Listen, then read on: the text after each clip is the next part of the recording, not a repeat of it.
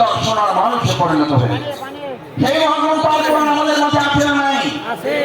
তাহলে আমরা আমাদের আজকের বাংলাদেশে যদি সোনার বাংলা করতে চাই, তাহলে আমরা আমাদের এই কোরআনের আলোকে এই লোকগুলোকে সোনার মানুষে পরিণত করা যাবে, নাকি আমাদের মন দিয়ে মানুষের তৈরি করা তন্ত্র মন্ত্র দিয়ে তাদেরকে পরিবর্তন করা যাবে? যদি সোনার বাংলা করতে হয় তাহলে আল কোরআন দিয়ে করা যাবে, নাকি মানুষের তৈরি করা মতবাদ দিয়ে করা যাবে? যদি কোরআন দিয়ে করা যায় তাহলে সেই কোরআনের বাণী আজকে শুধু শুনবো না, সেই কোরআনের বাণী আমরা সংসদেও পাঠানোর ব্যবস্থা করবো ইনশাআল্লাহ।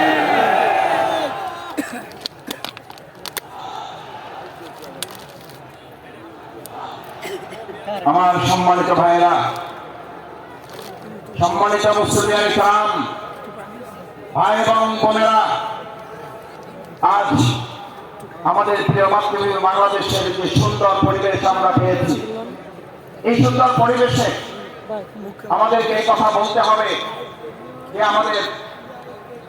আমরা যারা এখন এই জগৎ এবং সময় পার করছি, সেখানে আমরা লক্ষ্য করছি আমাদের প্রিয় মাতৃভূমি বাংলাদেশ যারা হেদায়েতের সুন্দর রাস্তা পেয়েছে, তাদের প্রথম কথা হচ্ছে লা তাখশা ইল্লাল্লাহ, আমরা এক আল্লাহ ছাড়া আর কাউকে ভয় করি না।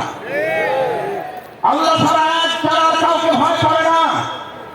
পার্শ্ববর্তী কোন একটা রাষ্ট্র যদি সেই ব্যক্তিদেরকে এক আল্লাহ ছাড়া যারা ভয় করে না, সেই ব্যক্তিদেরকে যদি বলা হয় তোমাদেরকে আলু ডাল তেল পেঁয়াজ বন্ধ করুন, কাঁচামরিচ বন্ধ করে তোমাদেরকে আমরা নতজান করতে চাই, তাহলে ভালো করে কান খুলে শুনে রাখো, আমাদের এই বাংলাদেশের ইসলাম প্রিয় এবং দেশপ্রেমিক নেতৃত্ব ফাঁসির মঞ্চে দাঁড়িয়েছে, তোমাদের কাছে মাথা নত করে নাই, হাসি মুখে জীবন দিয়েছে, আমরা জীবন দেব, এক ইঞ্চি মাটি কারো হাতে আমরা বিক্রি করবো না।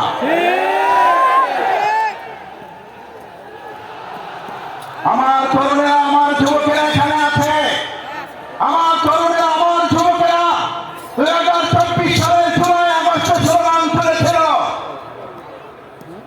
ঢাকা না ঢাকা না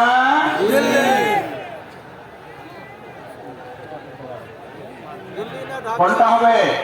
ঢাকা ঢাকা দিল্লি না ঢাকা? দিল্লি না ঢাকা? আমাদের বাংলাদেশে এমন কোন সরকার প্রতিষ্ঠিত হতে দেওয়া হবে না এই সরকারের কোন সিদ্ধান্ত দিল্লি থেকে হবে, আমাদের দেশের সিদ্ধান্তে বাংলাদেশের মাটি থেকে হবে। আমার সম্মানিত ভাই এবং বন্ধুগণ, হাতের ডান পাশে যারা আছেন বসে যাবেন। আমি আবার বলছি, এটা আল কোরআনের ময়দান। এই আল কোরআনের ময়দানে প্রত্যেকে আদবের সাথে নিজ নিজ দায়িত্ব নিয়ে স্বেচ্ছাসেবকের ভূমিকা পালন করবেন, আল্লাহকে সাক্ষী রেখে। পারা যাবে ইনশাআল্লাহ? দেখি একটা তাকবীর, লিল্লাহি তাকবীর,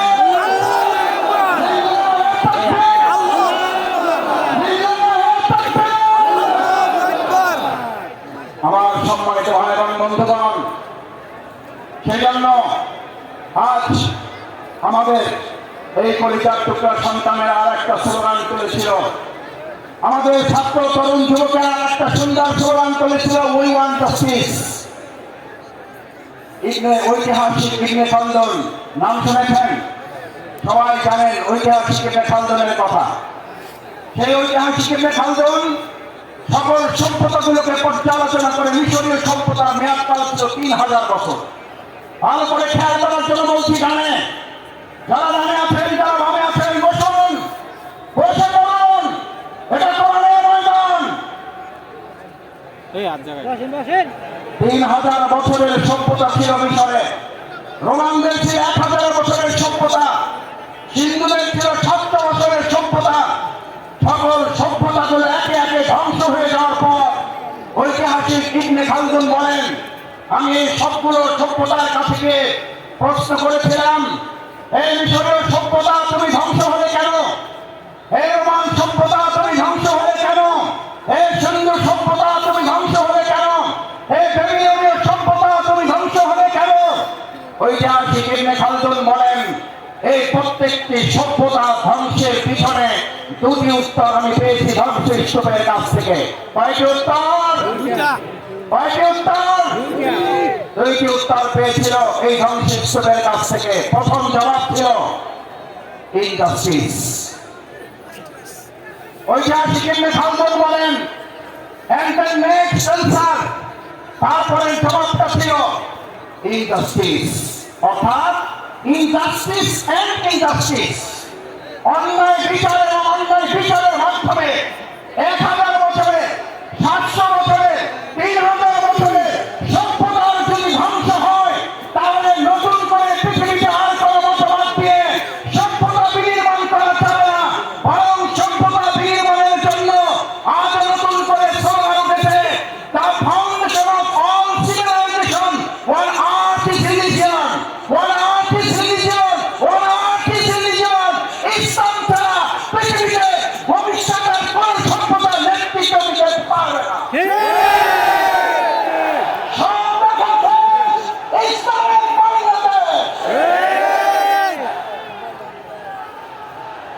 এই কথা আমাদের নয়, এই কথা শুধু বিশ্বাসের নয়, এই কথা শুধু ইমামদের নয়, এই কথা শুধু রাজনীতিবিদদের নয়, এই কথা শুধু আলেমদের নয়, এই কথা শুধু পটুয়াখালীবাসী নয়, এই কথা বিশ্ব মানবতার মুহাম্মদ রাসূলুল্লাহ এরকম হাত লাগিয়ে রসূল করিম সাল্লাল্লাহু আলাইহি ওয়াসাল্লাম আলা সালাতু কাতাইন। এই যে আমরা দুটো আঙ্গুল দেখতে পাচ্ছ, আল্লাহ রসূল করিম সাল্লাল্লাহু আলাইহি ওয়াসাল্লাম বললেন, দুটো আঙ্গুল দেখো ভালো করে, আলা সালাতু কাতাইন, এটা আমি, এটা কিয়ামত, আমি এবং কিয়ামত, আমি এসেছি, কিয়ামত শুরু হয়েছে। এই জামানায়, এই সভ্যতার সামনে ইসলাম ছাড়া আর এমন কোন আদর্শ নাই যেই আদর্শ দিয়ে মানুষের মুক্তি পাওয়া সম্ভব।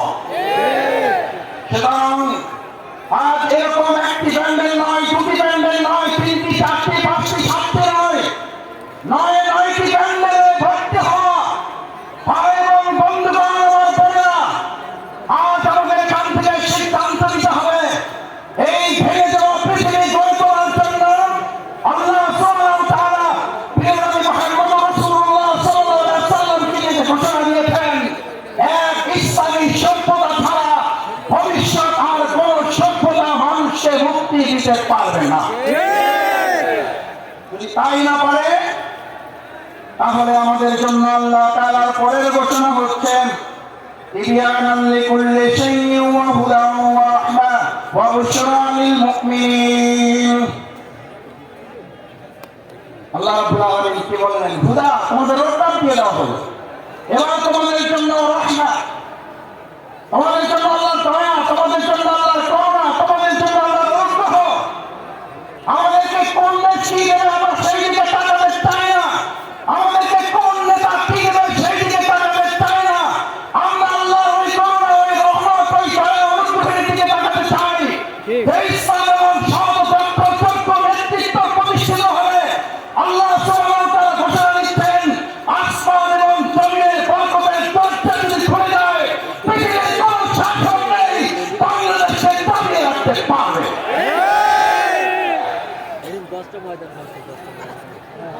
আমরা সেই রহমতের দরজা খুলতে চাই।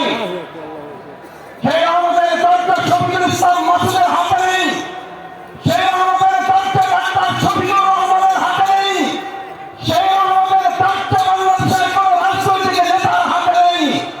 একবার হৃদয় উজাড় করে আর একবার তৈরি কাঁপিয়ে সেই আল্লাহর নাম উচ্চারণ করে মুসলিমরা, কে তিনি কে?